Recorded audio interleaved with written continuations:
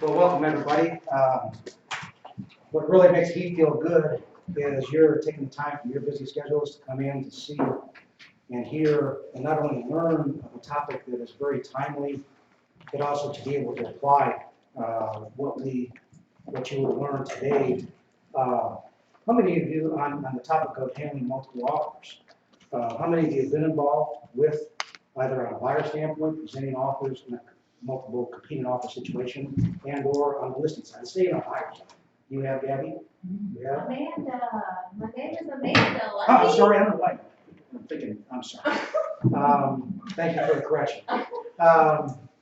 And also, how many of you, when confronted on the buyer side, Amanda, have you had success? What percentage have you been successful 100% of the time that you present an offer in a competing situation? No. Everybody else has been the case too, right? You have had offers presented and your offer was not accepted for your buyer in deference to somebody else. If you are a buyer's agent, I actually won one. good. That I was competing with other people. Great, yeah, and that's what we're trying to accomplish. Now, the tips that you're gonna hear today will help to increase your percentage of chances where the seller will want to accept your buyer's offer. And I'll get into the reason why.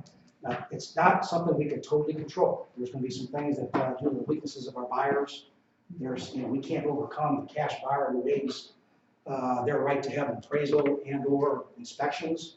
And they offer something similar to others that require loans and so forth. I mean, that's, someone's going to be caught up in that, the low risk situation with the cash buyer, waiving appraisals, inspections, that kind of thing. So there's only so much we could do. On the other hand, listing agents, how many of you have fielded 2 or more offers or counter offers on your listings? Frosty? Those of you that have not, you are going to be in that position, in today's market, more than likely. Yours truly had a listing in mind in Laverne, not the greatest neighborhood, 30 written offers. Wow. You had one this morning that had 17 written offers. And so when the seller says, my trusted listing agent, what are the pros and cons? What is in my best interest? We're going to go over some of that today. I think we'll find some really helpful tips. So with that in mind, sometimes give a handout after I go over some things because I'll find out that you lose track when I'm talking, but I'm go ahead and make an exception. Hey, make sure you sign it too. If you would go ahead and pass this around. And while that's coming around, thank you, James, if you go ahead and help with that. I want to go ahead and share with you what I've written. By the way, I overlooked some typos when I was putting this together. I know there will be an in-house training. Perhaps no situation routinely faced by realtors can be more frustrating and fraught with potential for misunderstanding, missed opportunities, and elusive of a solution than presenting and negotiating multiple purchase offers and or counter offers on the same property. Just consider the competing dynamics. A listing broker is charged with doing what? Helping sellers get the highest price and the most favorable terms for their property, right? Buyers, brokers help their clients purchase property at the lowest price and on favorable terms. Balanced against the Code of Ethics mandate of honesty is imperative to refrain making disclosures that may not, in the final analysis, be in the client's best interest.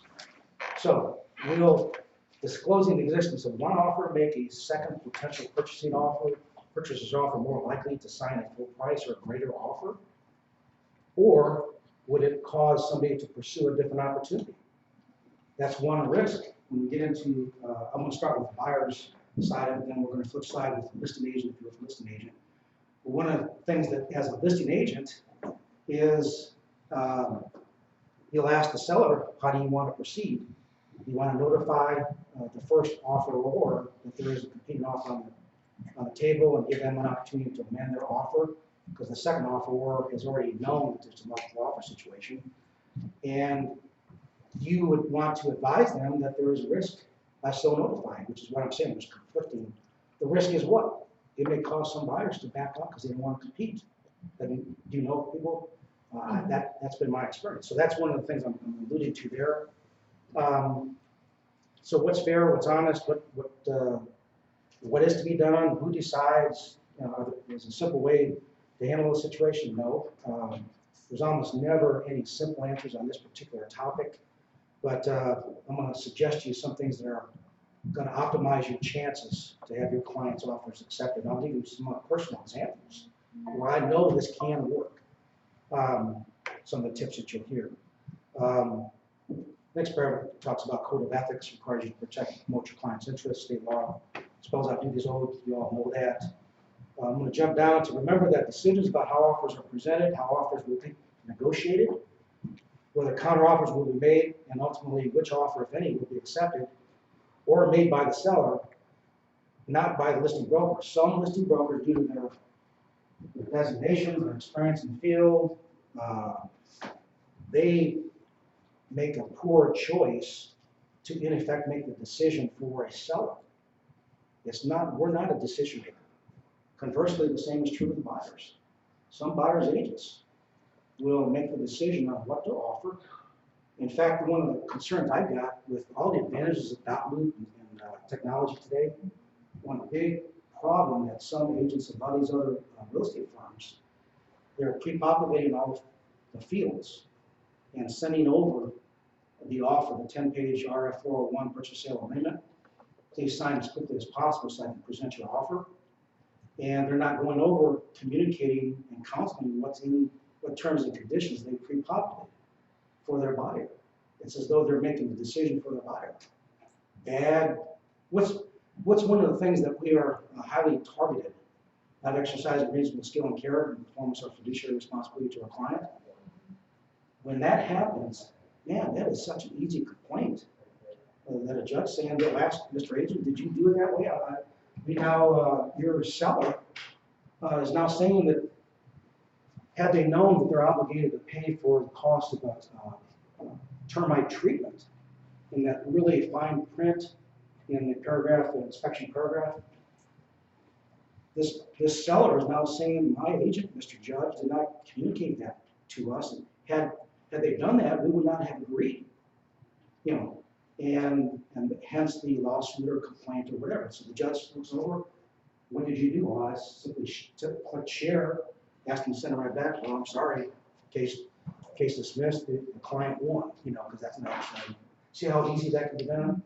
So just keep in mind that we are not the decision maker. The next thing I'll have distribute to you are tips for buyer's agents. And oops,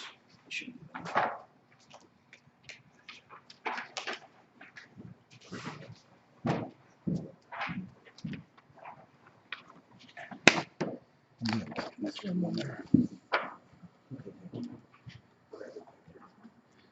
You want to get one? Thank you. Is the next one? No, that's good. Oh yeah, for Becky. Thanks.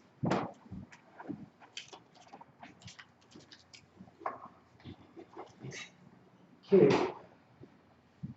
Buyer preparation.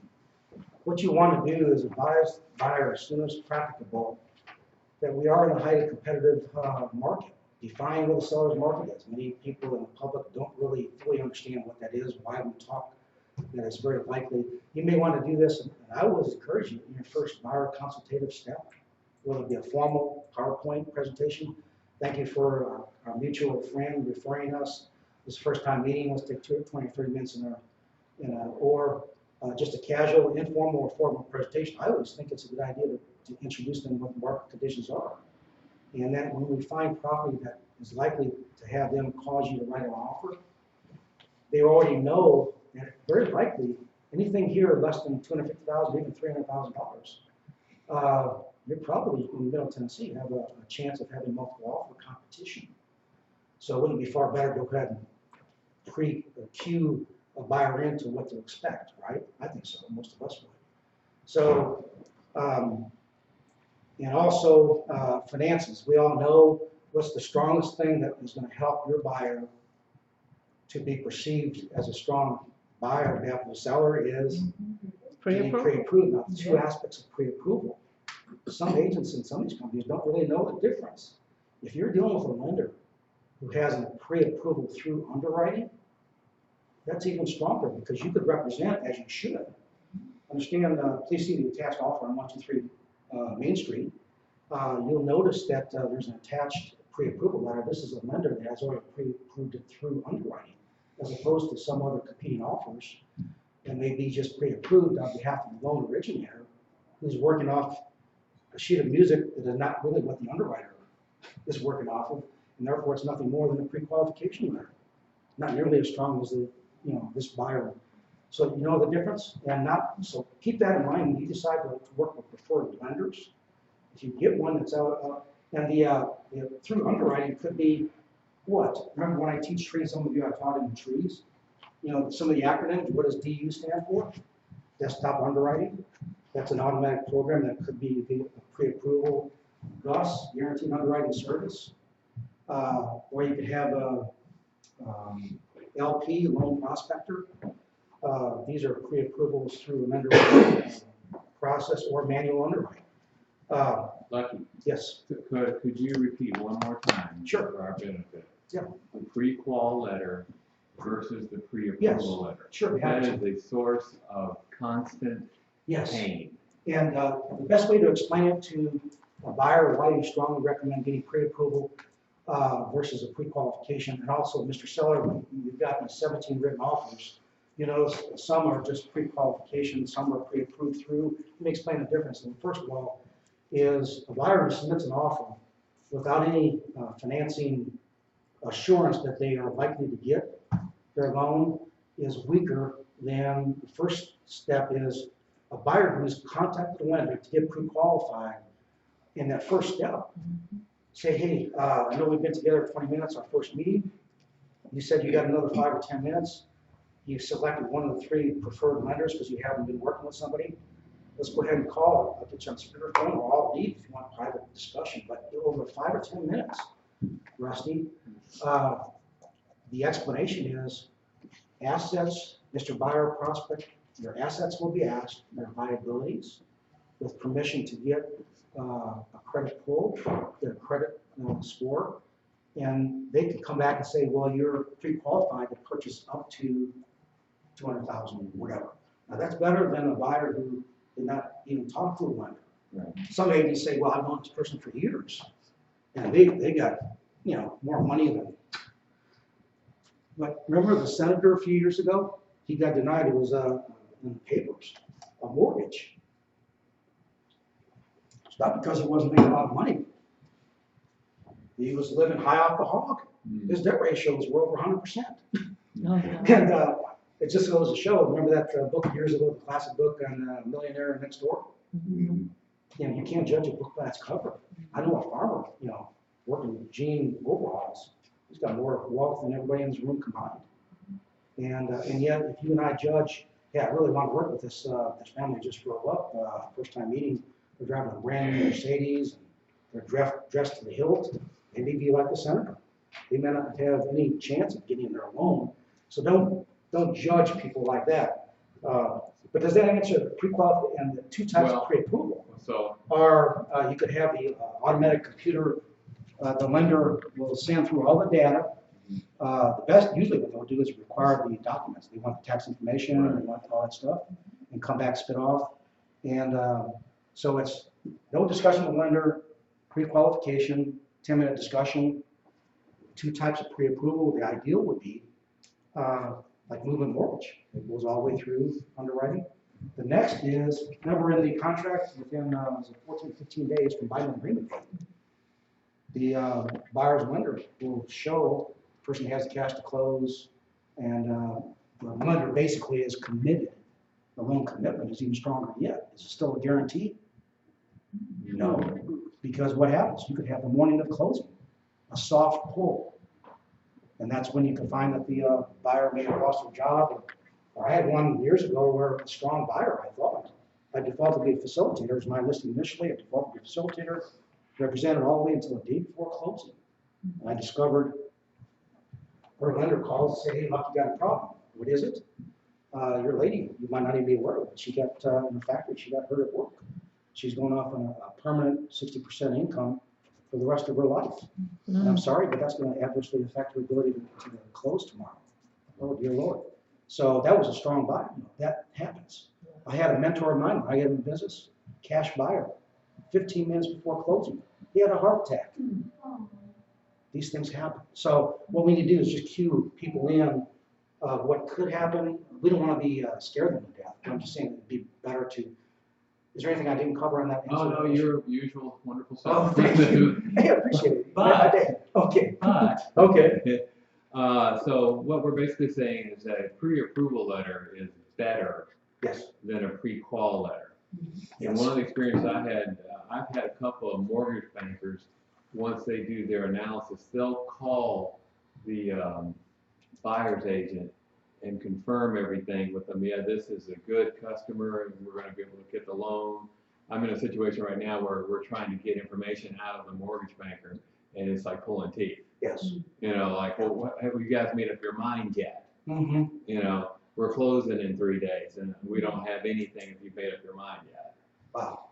So, By the way, on the flip side is whenever you hear the words clear to close, oh, that's like manna from heaven.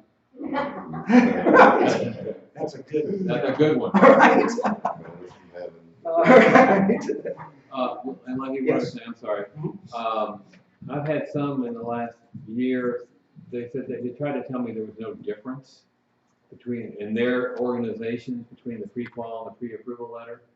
Any thought All on I'm that? saying is, for the reason I was expressed, there is a difference. Yeah. Probably because they're not the types that would go with through underwriting on the pre-approvals. But many instances, I've done this the hard way myself. Years ago, I thought I had a really good, by the way, sometimes we have a real good loan originator. But they're in a system that they have their hands tied because they're working off a sheet of music that is just totally opposite from the underwriter. Case in point, I had what I knew was a weak buyer years ago. The supervisor D&J, 7 children, they had medical costs, they got behind, they had collections. Hey, before I started showing properties up in Tullahoma, I said, let's roll everything on the table. Came back, SunTrust, a good loan originator. He said, yeah, they're pre-approved, they're solid. Go ahead, great, got it under contract. Subsequently, that seller of the listing, my buyer buying the house, that seller was moving, they got a house under contract. Who's got a house under contract? We had 5 closings. I got a call the morning of closing. Lucky, we got a problem from SunTrust. What is it? Your buyer's been denied the loans. What happened? I can understand the risk factors that something come up. Unbeknown, no. I said, well, why is the underwriter denying the loan? Payment shock. Your renter is paying $550 a month. His PITI mortgage is going to be $800 something, and due to payment shock, the underwriter says it's too much of a risk for the bank to go forward. I said, well, wasn't he or she involved from the front end, which is why we laid everything out? Said no. Our practice is we can't run. I thought the skid was going to be greased for the purpose of sitting down. No, we're not even allowed to get that cleared. I said, well, holy cow, was there any new information discovered from the time you pre-approved it? No, everything was known. I said, I can't in good conscience recommend your bank to any future client, anybody, because this is a risk factor. The right hand doesn't know what the left hand's doing. And you don't know from a lender's point of view the damage, the consternation, the stress, the costs incurred by people, 5 families, things on trucks. Closing not occurred and never did. It never did close. And now that's the one that Becky will remember. I've subsequently had the family of my buyer, and they referred me to so many people because they knew I didn't have, anything responsible to do with that. But that just goes to show you the importance of when you select who to deal with. Becky and I were dealing with a case where it's even involving some lenders have some poor choices on appraisals. There are 5 panel of appraisers. And there was one that I had listing on Cushing Avenue, contract sale price $362,500. Had a pre-listing appraisal done by Jeremy Stevens. License is really good, $350,000. Pre-listed 3 months earlier because he had all kind of upgrades and didn't know how much adjustment would be made. My seller felt as though that was conservative to begin with. I thought it was pretty close, and subsequently $362,500. I felt comfortable with the appraise for that. Lo and behold, Dave Glover's group had come across with a out-of-town appraiser, Jason Parolini, $305,000. Isn't that unbelievable? And everybody said, no way. And it was very easy to find, I don't know how many, to find out he used an appraisal about a year old. And there were five sales within the last 3 months that justified not only 362.5, but also higher than that, up to 385 to justify. And he wouldn't budge. I said, if are you going to keep that person on your? Everybody agrees he's way out of line. And he got an ego, he wouldn't adjust. Because I submitted, I think we submitted 10 or 12 sales to justify. And he wouldn't budge in the interim. And so the bottom line is, I told Dave, I said, nothing personal, you've got some good people here, but I can't recommend even your organization in the future. Because he said he's going to keep that person on. I said, well, anybody that's referred that has a 20% chance of getting this appraiser to have this same kind of consternation. Now, we got it to work. The buyer ultimately came up to 350. My seller came down because all the data submitted a comfort level. We didn't give up. We had to scramble. We scrambled. They had 2 houses Yeah. that they had to sell, so Yeah. we had to go find buyers, Yeah. and we found 2 cash buyers to get those houses sold, so they would have that extra $45,000 to bring to closing. Yeah. And the bottom line, and even reluctantly, my seller didn't really want to drop the price either, but they felt it was fair, they didn't want to start with somebody else. And by the way, even in that price range, we had two offers. For the other buyer, I already found something else. But that goes to show a point of don't give up, persevere, and in many cases, you still can keep things together. But I pointed out only to have you have your eyes open when you make a decision on who to work with. You might ask those questions.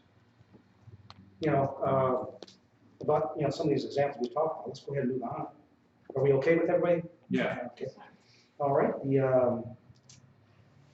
talked, I think, amply enough about the approval section there. The must-haves. What you want to do is ask your buyer, what are things that you must have required? What are things that are considered your preferences and optional? And you'll have more options, more matches. When I set up the search criteria, Mr. Buyer, if you don't require that fenced-in backyard, maybe it's something if your dream house has everything set there, maybe you could go ahead and build a fence later on. And I had an agent came forward and said, Lucky, I'm getting frustrated, nothing's coming up. And I learned that was one of the specifications was a fence. I said, out of curiosity, take that off. If you think your buyer would be willing to spend money to have a fence built, if everything was, fit his requirements. Sure enough, the next day, 24 matches. They found something. So that's a good thing to keep in mind on your consultative step 2. When you're thinking about offering, here in the discussion of you're preparing this offer, and you ask the question of what items to include, maybe that buyer of yours does not have to ask for a $3,000 carpet allowance. Maybe they could factor in the price, knowing that they'll spend some money. Mr. Buyer, it's only you. You're the decision maker. You need to decide how much risk. But put yourself in the shoes of the seller, Mr. Buyer. That's one of the best tips I can give you. Try to anticipate this offer coming to you that we're preparing right now, that you're as a buyer. But if you were the seller, how would you perceive it if, now that you're a seller, you've got multiple offers? And if you ask for, all the extras in the house, and do you really have to ask for things that are not advertised? That extra refrigerator is not advertised. Maybe everything's negotiable, but maybe that's something you don't have to ask for. That home warranty is a good thing, but if you're asking the seller to pay for it, that's another thing. They're going to factor in the cost of $400, $500 for the cost of it, and therefore, if you offer $200,000, you're asking for a home warranty. You're really not offering $200,000, right? $200,000 minus $500 to that value. So here's where just find out in advance contingencies, what things they may be willing to forego. If you could have a clean offer, the better, rather than going down, particularly with the seller. Your buyer's getting ready to present an offer, and the seller's out of town, the property's vacant. and you've learned from the listing agent they're already moved to California. Well, if that buyer of yours asks for a lot of things for repairs, what's the reaction from the seller? Geez, I already moved out, it's gonna be such a burden logistically and just a difficult process. And whereas here's got 3 other offers competing with your offer from your buyer, that may be the impetus to cause your buyer's offer not to be accepted if they have a lot of unnecessary. Mr. Buyer, this is a recommendation you need to ask. Now that we've learned, by the way, what's the first thing you do before you actually get together and write an offer in today's market? That's exactly right. To do what? Ask them a bunch of questions. Exactly right. Open-ended questions. Hey, just wanted to let you know, I have a very interested buyer who, is the property still available? If you get the answer, thank you, Amanda, for calling. Yeah, I'm glad you called because I just received 2 offers. Your next question would be what? When will your seller have to make a decision on that? Those 2 offers, well, good question. My seller's listing agent is saying, work until 5, I'm gonna present the offers at 6 o'clock tonight. So you're saying we have up until then, if my buyer wants to be involved in a competitive situation? The answer is yes. So then you ask, before I hang up, what can you tell me? I don't know what my buyer would be interested in offering at this point. What do you think is most interested, what your seller is most interested in? Is it the economics, the price, the overall economic for their sale, or are non-economic considerations as important, if not more important? Closing date? Did you know there's sellers out there that don't want a quick closing? Why? Because they have to move and get all their junk out. That's exactly right. And they haven't gotten the house under contract. They may have already placed 4 offers in New Jersey, none of which were accepted themselves. They're getting nervous. They're thinking, geez, if I accept this offer, close in 30 days, then I'm gonna have a cost of double move. I don't know when I'll be able to get something under contract in New Jersey. So don't make the assumption, like most people, a lot of agents make this assumption that they think most sellers would want a quick closing. It's true, many times it is true to get their equity, move on, but it's not always true. And I had one, I forget which one it was, that they said, well, you're the only agent that asked, Lucky. And I did learn this morning that my sellers would like to have, if any buyer could accommodate this request, close about 4 months from now. And I asked the buyer, can you work with that? Because that might be the differentiation of your offer versus other competing. They said, yeah, 1 month a month, it's not a problem. And what I did do when I presented the offer to the listing agent, I said, before you open up the offer to purchase, I want to cover some salient points, the strong points from your seller standpoint. You'll notice my buyer accommodated your seller's request. You'll notice when you open up, among other things, a delayed closing.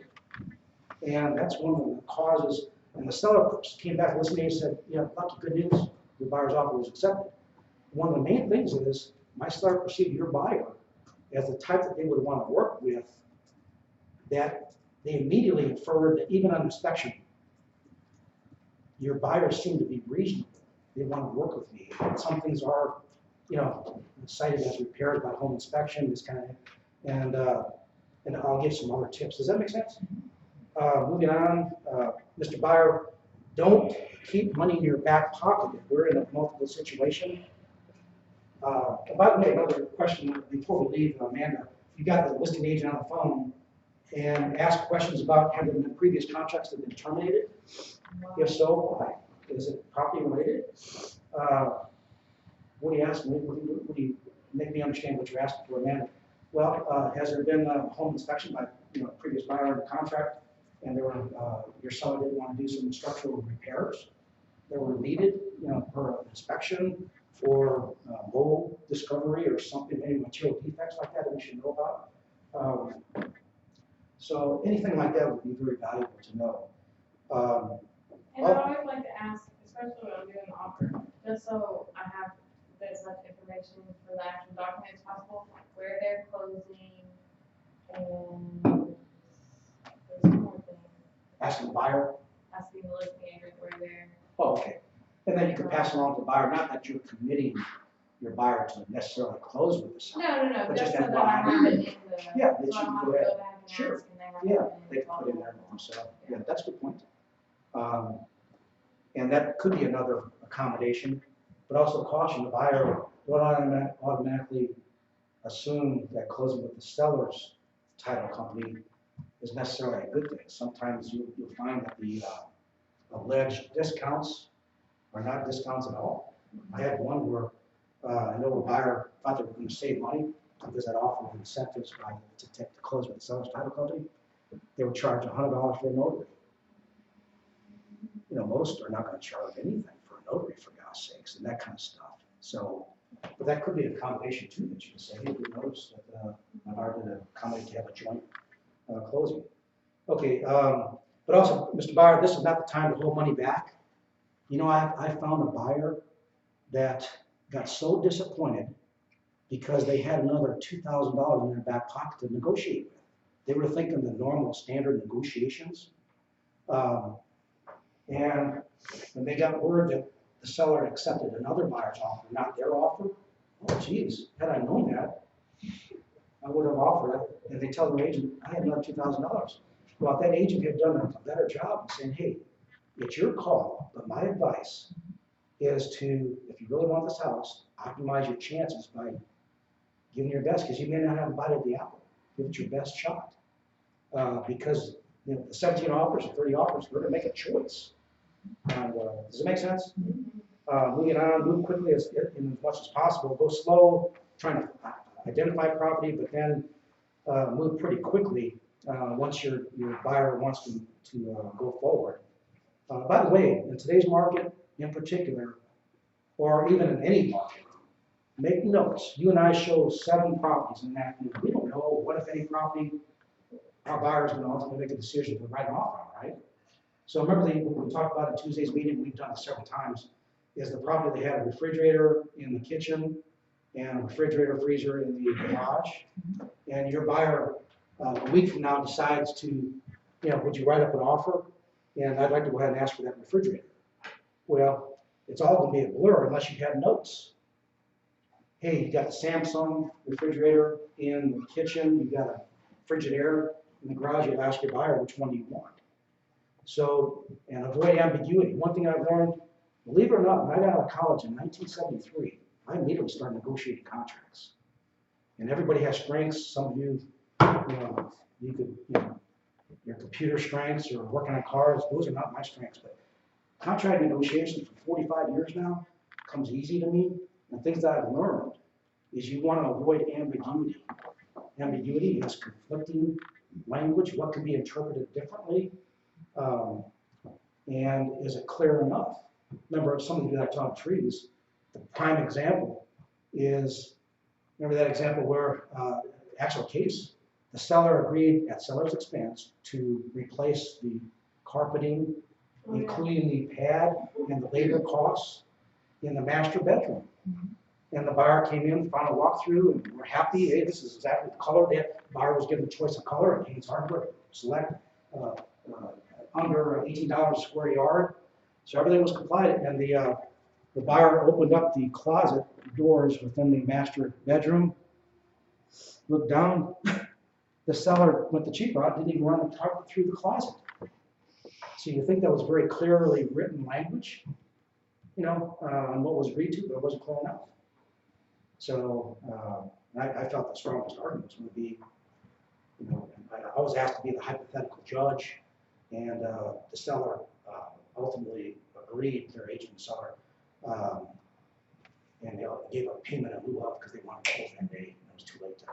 That's how, you see how that easily, ambiguity could be comfort in knowing no one could force Mr. Buyer you to pay more than what you want to pay for this property. Turning on to the next page, buyer agent preparation.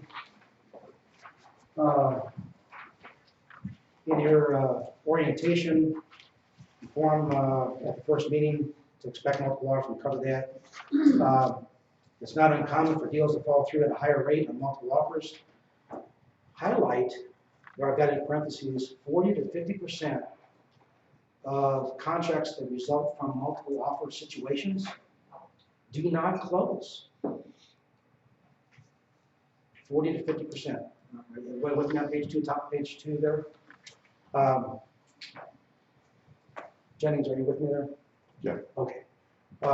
Isn't that a scary thing? Why is it so high? When you look at, I got 10% on the average do not close in just a one single offer acceptance. What happens is, Don't promise too much.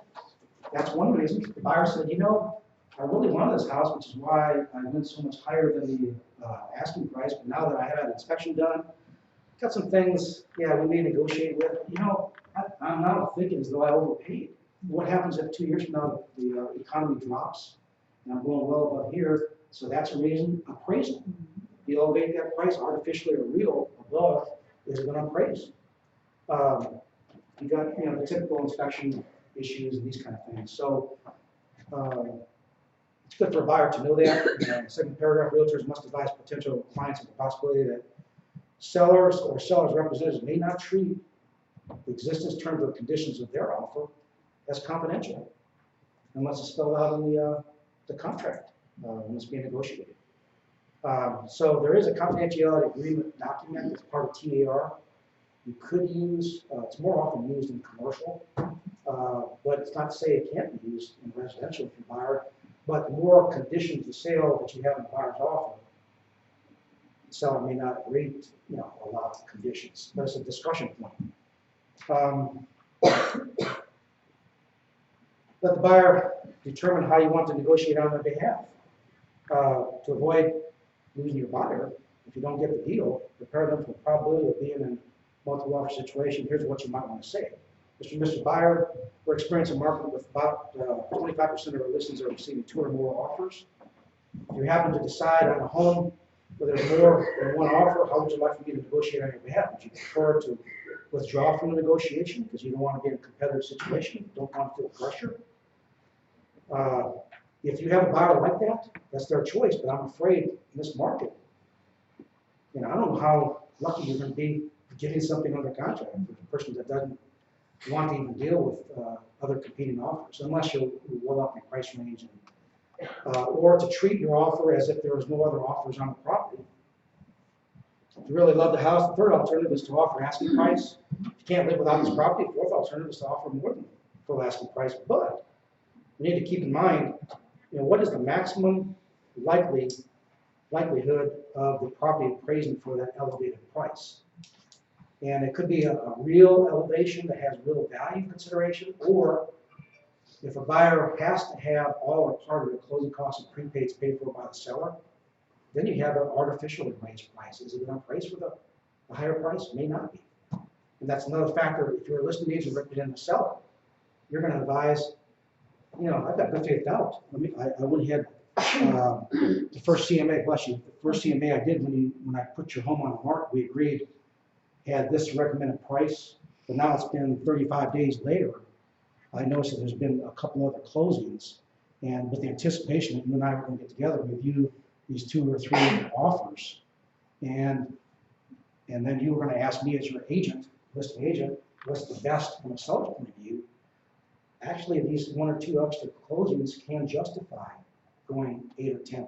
You know, the one with 17 offers, we went 10,000 above the full list price, and they're praised because that was the highest that it would likely. Now, would you believe we had $40,000 to $50,000 higher offers from the full list price? I said, Mr. Seller, those are not necessarily the best offers for you to consider, even though it's a higher price. And it was a successive number of clients, and they understood.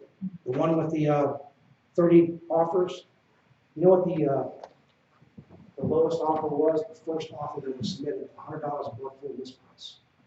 That was the lowest. I asked him after the fact, if we didn't have this 1 week showing period, and I told you I think you're going to have a hot property here, likelihood of not more than 1 offer. And at the end of the showing period, they decided on 1 week. Within 24 hours, seller will respond with their decision within 24 hours after the deadline.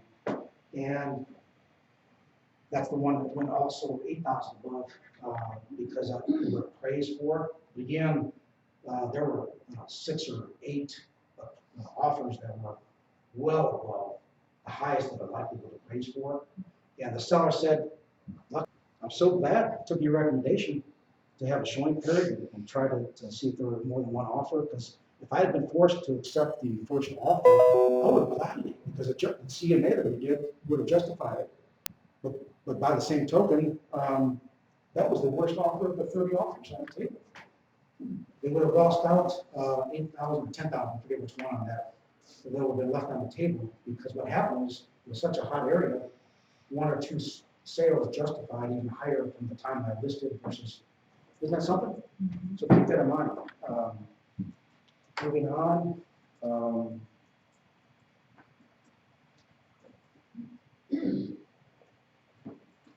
Auto notify, if you're not using that in road tracks, I don't see how you can best represent your interests of your buyer without an auto notification. Some agents who are not doing that, hey, I'll go ahead and give you the list of matches today. When would you like me to pull another list, another search? Well, I don't want, Rusty, I know you're busy. A week from now, we'll work off the 24 active listings that match our search parameters, location, price, and everything else. What happens? The next day, their dream house comes on the market. It's under contract later that day. So have that auto notified, and you could arrange for a couple times. You could send out matches, however they want to send out matches. And loan clarification, find out exactly what kind of loan is going to be workable. Here's a note. This basically includes some of our buyers will go with, because we're forgiving debt ratios and so forth for FHA loan, if they forget to ask the lender and the buyer. If we are in a competing situation, you've told me you've got sufficient down payment and wherewithal to maybe qualify for a conventional loan. Put yourself in the shoes of the seller. You may have a more likelihood of having your offer accepted with going conventional, because that could represent you're putting forward more down payment. You've got a conventional loan typically is going to convey higher credit score to a seller, right? How many of you know that the conventional loan is not the years ago, it's the minimum down payment of 5%? There's 3% down payment loans out there. Even better than what FHA is, what? 3.5. So the bottom line is, the FHA credit score can go as low as what? Actually, it's 580. Now, here's another thing. When you're deciding on some of your newer people, preferred lenders, there are some lenders whose internal practices and policies are they'll require 640 minimum credit score or 620 for an FHA loan. FHA is not saying that. I would rather have more options, more capabilities than the lenders I refer to. You and I, we don't know how strong our people are initially. We're going to get them to a lender as soon as practical. And so keep that in mind. Find out what, if any, closing costs and prepaid. What's closing costs mean? If you don't remember offhand, the purchase sale agreement defines it: buyer's expenses, seller's expenses. Prepaids. If the buyer says, I'm confused, Lucky, I talked to the lender, but I'm really a first-time home buyer, as you know. I forget what they said, something about prepaids. I don't know what that is. What is that? Yes, and insurance. So you have closing costs, you got your loan application fee, possibly credit fee, title expenses, points, these kind of things are what's called closing cost of appraisal. And then you got something else called prepaids, Mr. Buyer. How many of us know that there's buyers out there who are so confused, they say, I've got 3.5% for the down payment, and they can get their loan. They don't realize there's closing costs and prepaids. Somebody's got to pay for it. Now, what's overlooked, here's another tip. Find out from the lender if they'll have lender credits. And sometimes that would not require you to write up an offer asking on behalf of your buyer all or part of the closing costs to be paid for by the seller. Is that increasing the chances of having a seller be more interested? Because they're not going to risk appraisal issues with an elevated price. So lender credits, it's in there, they can highlight that. CRS tax records, try to anticipate what the highest appraised value might be of the property. If your buyer comes to you and say, hey, I really want to maximize it, I'm willing to go above the full list price, I really want this property, do a CMA in different methods. You've got the real tax method, you've got CRS tax method, and you've got, as Rusty was so good to point out a year and a half ago or so, Realtor.com, or .org, you got the. NAR, RPR. Yeah, excuse me, NAR, method. It's even best yet because it gives you an adjustment factor for things that normally, we didn't have that capability, what certain adjustments, what they're worth in terms of real dollars on a CMA. So, yes. Would you ever consider, one of the things, because of my foreclosure background, I just have a paranoia about this, about asking the seller, how much do they own the property? That's one of the, when you establish a baseline of information, sometimes the CRS tax report already gives you a little cue. Yeah. If you find a year from now, a year ago, that they refinanced, Right. it's got the price in there, it'll give you some, it's not 100% certainty or guarantee. I mean, you could ask, there's nothing wrong, it's like we were talking about before, there's nothing wrong with asking. Sometimes, by the way, you're gonna get a response. You don't get any specific answers. Right. The person maybe said, I'm not authorized to disclose that information. If she were to ask me as a listing agent, what's your reason for your seller to move? Why do they want to sell? Even if I knew they're getting a divorce, or they've already gotten a notification from their bank that unless they have their house under contract in 30 days, they're going to start foreclosure proceedings. If I would disclose that, oh man, I'm subject to get a complaint filed against me because that's confidential information that would indicate urgency that my seller didn't want to. That's not a problem. So I would get a response, I'm sorry, I do know the answer to that, and I'm not authorized to give that. Now, that's not to say that if I knew something material defect, I'm obligated to, does that make sense? You have to go soon? I do, I need to run an errand first before I go to work. Okay, thank you. It's still going. Okay. We're gonna break we'll break at 11 o'clock for 5 minutes, okay? Here's another tip that I've used recently, whereby the listing agent came back to me as a buyer's agent. Look, we got good news for you and your buyers. Your buyer's offer was accepted, even though it was the third worst economic offer. And I said, well, that's great news. What happened? Well, this is an estate sale, and there are many of them. The siblings are out of the area now. But you took the time when your buyer offered $8,000 above the full list price. We had other competing offers even higher than the purchase price offer than your buyer's offered, but you explained in writing, orally in writing, when I presented an offer, I want you to know that my folks for X, Y, and Z reasons really love this property. They're going to maximize their possibility, and to allay concerns on your behalf of your sellers. They looked at it as I did as their agent. What is the highest likelihood of this property appraising for? And you'll notice I attached the CMA. I said, these are the sales that have occurred recently. That appraisers, if they use those, should justify this elevated price. Lucky, quote, unquote. I shared that with my buyers. Thank you, because I would say me some work. I was comforted as an agent, listing agent on behalf of my sellers. I said, that really made sense. They were more comfortable accepting your buyer's offer, knowing it was higher, that it was likely going to be appraisal for tangible reasons. He said other agents who went their offers, they're higher, they didn't do that. Isn't that something? We had another, my buyer accepted one when both of them were military people, and the seller was intrigued and really wanted another military brethren to get the house. Moving on, next page, educate your buyers. Every $1,000 increase, depending on the term, the length of the loan and interest rates, this will vary. But approximately, Mr. Buyer, you might not know this, the lender may not have shared this, but every $1,000 increase in purchase price that you offer may only result in $7 higher per month payment. Oh, geez. $1,000. Yeah, it's in there, $7 or so. But again, it's different. plus, that's a good thing to know. If they're thinking, geez, I can handle an extra $50 a month. I really want to. Returning to making the offer. I'll tell you what. Let's go ahead and let's get stopping place.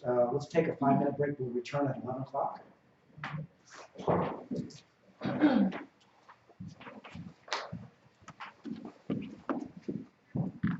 Can I go ahead and get? Yes.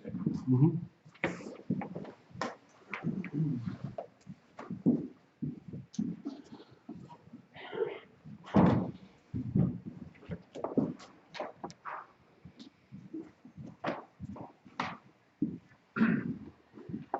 Hey, Jennings, can't really see this. Where do I pause this? That's not the pause right there, is it? Oh yeah, right there.